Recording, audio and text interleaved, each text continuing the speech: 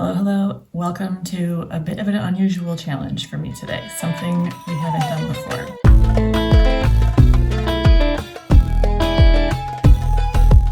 So I read a long time ago about the author of this book, Dial A for Aunties, KC Sutanto.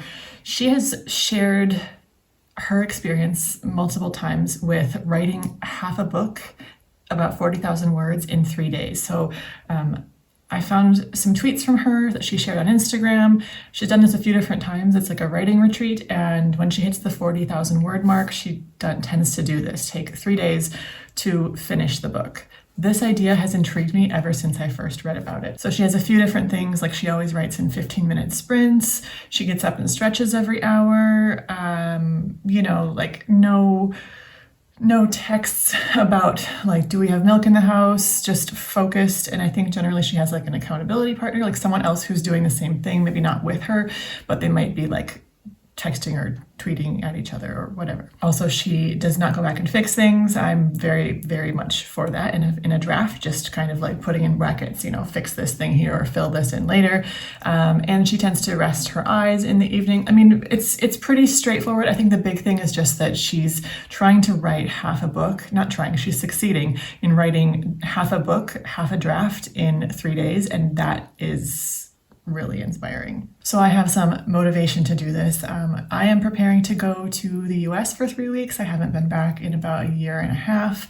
So I don't really want to have any writing deadlines hanging over my head. It's okay with me in that time if I'm doing some light edits, but I don't want to be drafting because I want to be spending time with the family and friends that I haven't seen in so long. So that's one factor. Another factor is this is like a time in my cycle. I've talked about that before.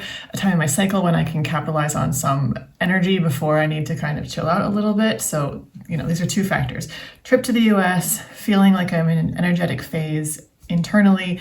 And then finally, the day that I'm intending to finish this is Tuesday, which is also election day. So originally I thought I would take Monday, Tuesday, and Wednesday to do this. But then I'm like, well, I live in Turkey with the time difference. Wednesday is when we're going to be getting all the results from the election. And I know better than to expect myself to just tune out all the news and just write, because I'm going to want to know what's going on in the world. So my plan is to do this today, which is Sunday, tomorrow, Monday, and then also Tuesday. So things have been messed up a little bit just in the last couple days. I've been writing about 3,000 words a day towards this draft. So, getting right up to that halfway point. Yesterday, though, I didn't get to write because there was a planned power outage, but we didn't know that it was planned until after it began, and then we started trying to Google, even though we didn't have internet. We just had spotty data connection to check it out. But the power was out from 9:30 until 2:30, and it was a work day for me. So I still had 5 hours of work to do at my regular job. Now, I thought, oh, well, if there's no power, at least I can write because I use Scrivener. That's not online. But my computer was dead. So I had sort of a forced break yesterday, which was probably good because I'm planning to be working so intensely today, tomorrow, and the next day. That said, it does mean there's about 3,000 words that I plan to have done before this point that now I am tacking on to this part. So, that's what happens. That's how life goes. We can't control the electric company. The other factor is that today, Sunday, is actually a work day for me. So I do still today have 5 hours of my regular job to do, but I am going to be off tomorrow and Tuesday. So those days I will be able to fully devote to this challenge. So here's the plan. I'll give you the plan for today. I'm going to kind of reevaluate at the end of each day, the start of a new day, and see what my specific plan is. So today, I'm not going to be getting up early during this because I know for how much energy it takes to do creative output, I probably am not going to want to, burn myself out. Generally, that's not a good thing. So I'm going to want to really be making sure that I'm prioritizing rest. So this morning I got up. Before I did anything else, I ended up writing almost 3,000 words. So I did 2 30-minute sprints. I'm keeping track on a little sheet here so I can see that my first 30-minute sprint, I wrote 1,445 words. Second one, I did 1,395. So that was pretty cool, pretty nice way to start the day.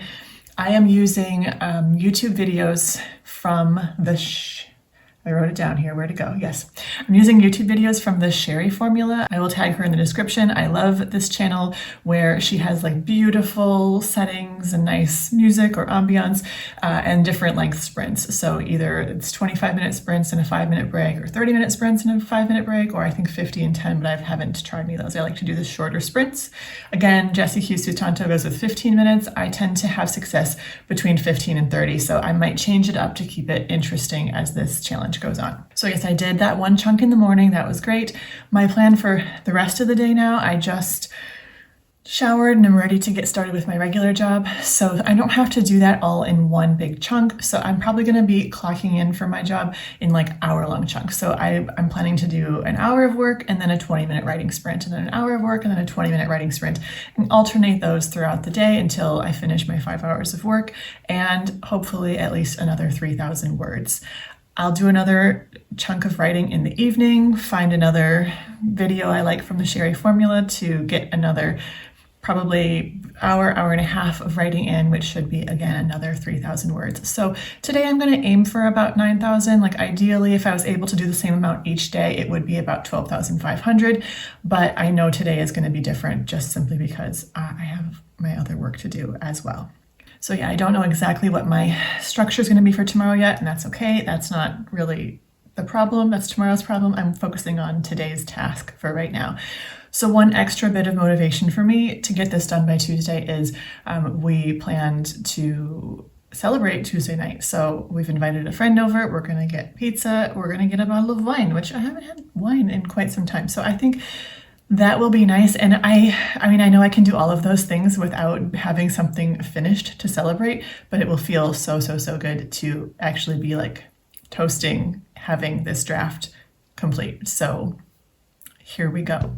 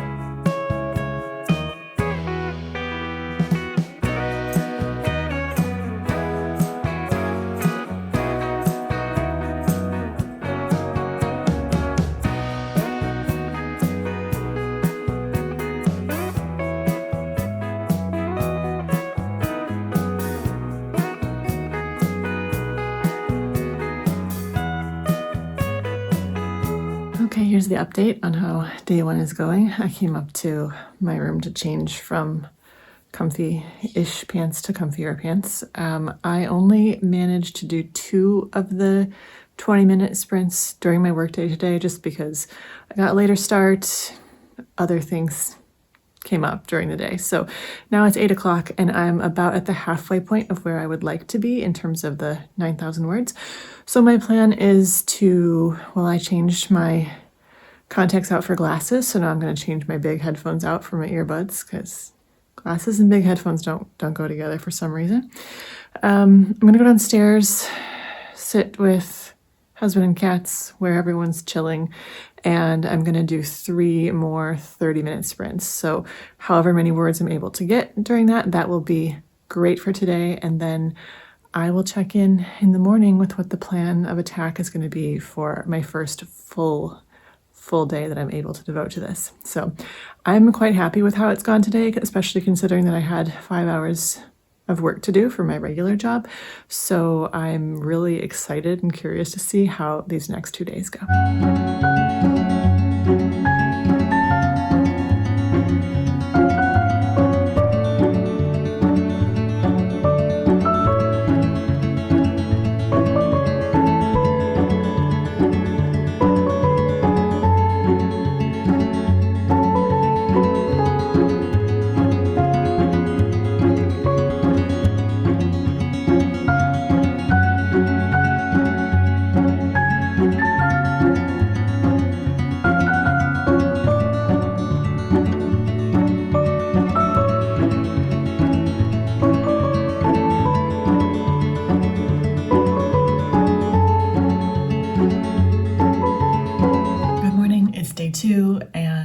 about 11 a.m. I am just about to get started with the writing for today. So as you saw, I was able to get just over 9,000 words written yesterday, and I'm really happy with that, considering that there was also 5 hours of regular work on my normal job done during that time. But today I don't have anything else going on, so I'm really hopeful that I can do significantly more. So yesterday I totaled up all the words I was able to write, as well as all the time that was spent in the sprints, and then averaged it out to see how many words per hour that is in terms of focused work, not in terms of like a whole day. In terms of focused work, it is just under 3,000 words per hour, which is a pace that I'm really, really happy with. And that means, in doing the math of like how much I'd like to still get done in the next 2 days, and I'd like to be done a little earlier tomorrow so that I can do my pizza and wine evening with my husband and my friend. I'd like to do 6 hours of sprints today and 5 tomorrow. So we're gonna see how that goes. Some takeaways so far. So one thing that has struck me, and when I was reading Jessie Q. Sutanto's posts about this, she did talk about feeling refreshed after this, that it was very much not like a burnout inducing sort of experience, but it was more of an energizing thing, something that was really creatively energizing. And I can definitely see how that could be the case. One thing I noticed yesterday is, like, after spending so much time in my work in progress, it was like I had a different perspective on it. And so there were things, I'm more of a discovery writer, so more of a pantser. I do have generally like a sentence for each chapter of like, this is sort of what's happening here, and it deviates, but I try to stick sort of to that.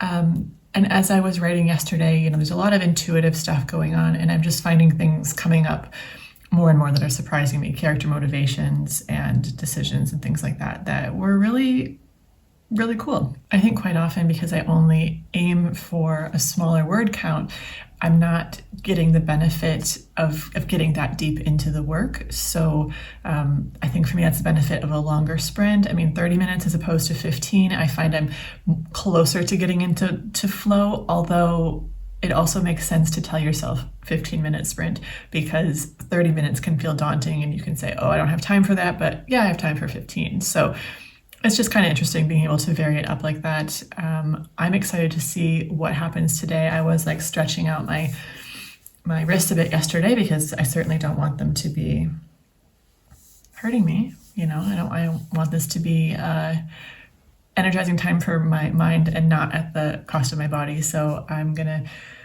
probably change it up throughout the day. I'll probably do an hour and then take a break, and then another hour and then take a break, and just sort of not expect myself to be sitting here all day, but changing it up, doing different things. So this morning already I made breakfast, and we went outside and fed the cats in the community, and probably go for a walk at some point.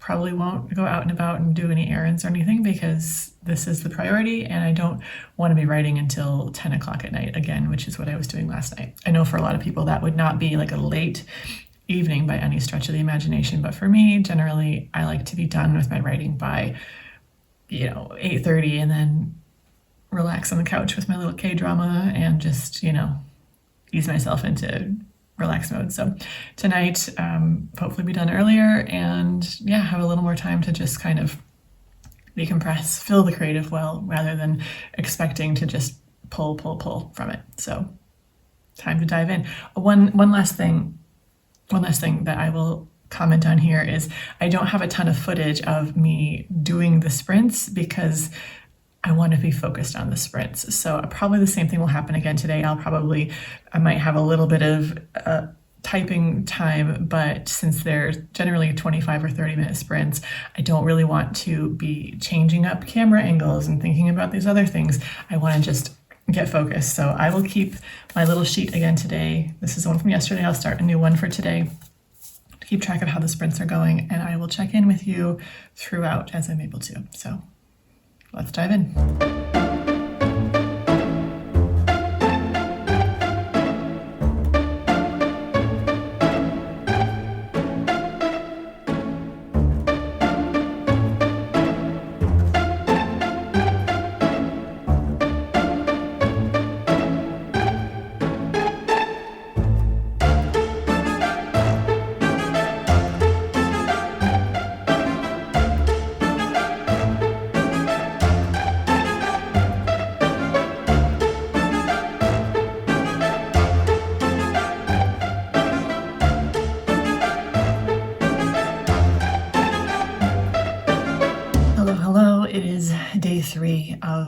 this 3-day retreat challenge. Let's check in and see how it went. I didn't pop back on camera yesterday because I ended up doing all of this writing. It ended up being, I think, 12 sprints. I kind of broke it down.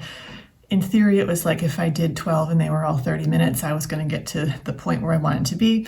But 30 minutes was not sustainable for me. I was starting to feel like I needed to change it up, do shorter sprints, just try something different. So by the end of the day, I wrote 14,350 words and I spent a total of 280 minutes writing. So 20 minutes short of 5 hours and just over 14,000 words. So one thing that was a little bit funny to me about that is that when I was about the 12,000 word point, I started to get really disappointed, thinking there's no way I'm going to get this whole book finished in 3 days, ignoring the fact that I had never written 12,000 words in one day before.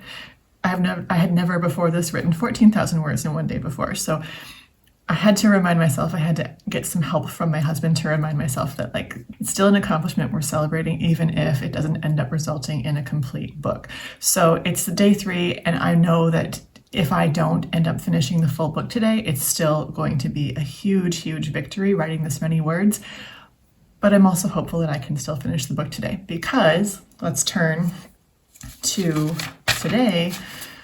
So I have done 5 sprints already today. It is about noon, I believe. So I got up earlier today. I started writing. I'm currently just over 5,000 words into the day today. So that feels pretty great. One thing that's really, really wonderful, though, is as I was looking at my outline for my remaining chapters, I realized that the one sentence thing I had written for this is what happens in this chapter, this is what happens in this chapter, was 2 of these could really be combined into one, and it would benefit the story because it would speed things up. If I keep these 2 things separate, I'm not sure it's ideal. I think it might make this particular movement of action take longer than it needs to take. I know that's a cryptic way of saying that, but that's just, I don't want to talk about the nitty-gritty details of the plot. So basically what that means is that now, instead of aiming to write 75,000 words, I have reduced it down to 72,000. So looking at where I am currently in my work in progress, yep, we have just under 10,000 words to go.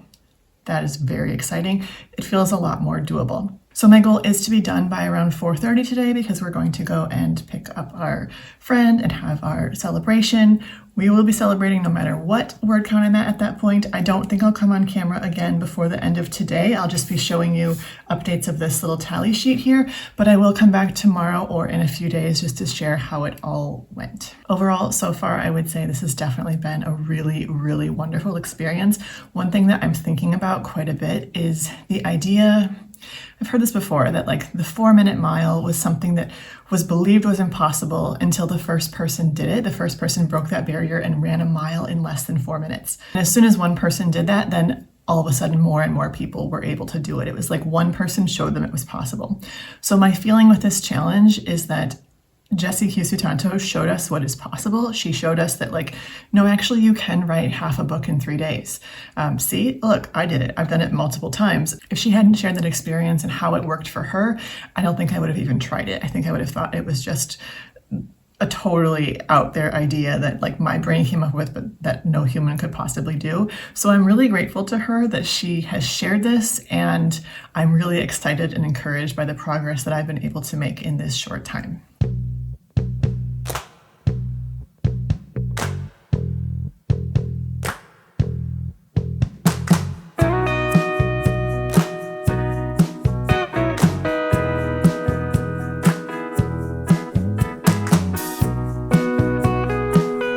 It's about a week later after finishing this 3-day writing retreat experiment thing, and I'm coming to you with my final thoughts about it. So I did a little bit of math here to figure out, once I hit the total word count at the end, which ended up being just under 70,000 words, I went back to see, okay, where was I?